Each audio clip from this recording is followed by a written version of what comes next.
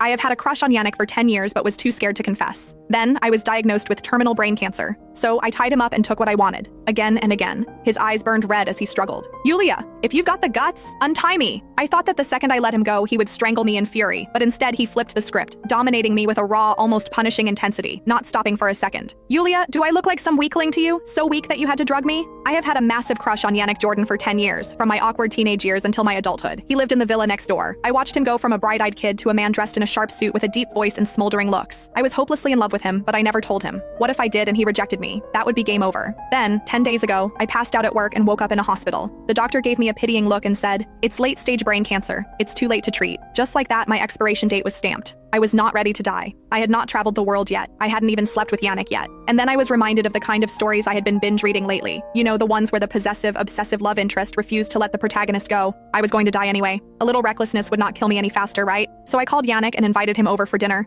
He was the CEO of Jordan Group, which meant that he was super rich and insanely busy. But he still agreed to come. When he showed up, he looked like he had just stepped off the cover of a billionaire romance novel. He wore a long black coat and had tired eyes, his entire being exuding an effortless cool. That was when I realized he had been overseas when I called. He had been on the plane for an entire day before walking straight into my little scheme. Suddenly, I felt a twinge of guilt. Maybe I should just let him go. But before I could say a word, he strode over to the dining table, sat down, and started eating. I watched as he drank the clam chowder that I had, doctored a little. He raised an eyebrow at me mid-sip. "It's been a while. Your cooking has improved." Yeah, no kidding. Because it was takeout from the best restaurant in town. Why takeout? Because if I had cooked, it would have been so bad he wouldn't eat enough for my plan to work. By the time I grabbed a bowl from the kitchen, he was already looking a little woozy. I bit my lip. "Tired? Want to lie down?" He nodded. "I'm a little dizzy." "Take a rest then." We had known each other forever, so trust was not an issue. Hence, he followed me to the guest room without a second thought. Yannick was out cold. I struggled to peel off his coat, my fingers brushing against the crisp white fabric of his dress shirt. Beneath it, I could just barely make out the contours of his body. I swallowed, my throat suddenly dry as my pulse hammered against my ribs. But in the end, I lost my nerve. Instead, I rummaged through my closet and pulled out a collection of silk ties, ones I had bought for him over the years but never dared to give him. Well, tonight, they were finally going to serve a purpose. Carefully, I wrapped them around his wrists and ankles, securing him to the bed. By the time I was done, exhaustion hit me, and I collapsed onto the edge of the mattress. I lifted my gaze. I saw that Yannick's face was calm, his breathing steady. Right now, he looked so peaceful, but I knew that the moment he woke up, he would be furious. Just like the last time when his mother casually suggested that we should just get married, he was annoyed. I let my eyes linger on his face, memorizing every detail. I did not have much time left. In a few days, I would not get to see him ever again. I had spent my whole life being good and selfless, but now, at the very end of it, I wanted to be selfish just this once. Even if he ended up hating me, maybe that would be better. If he hated me, then he wouldn't be as sad when I was gone. His phone started buzzing from inside his coat pocket. It was his assistant, Jason Lindell. I hesitated for only a second before answering. "Yannick's exhausted," I said, keeping my voice casual. "He was knocked out after eating." Jason got the hint and hung up.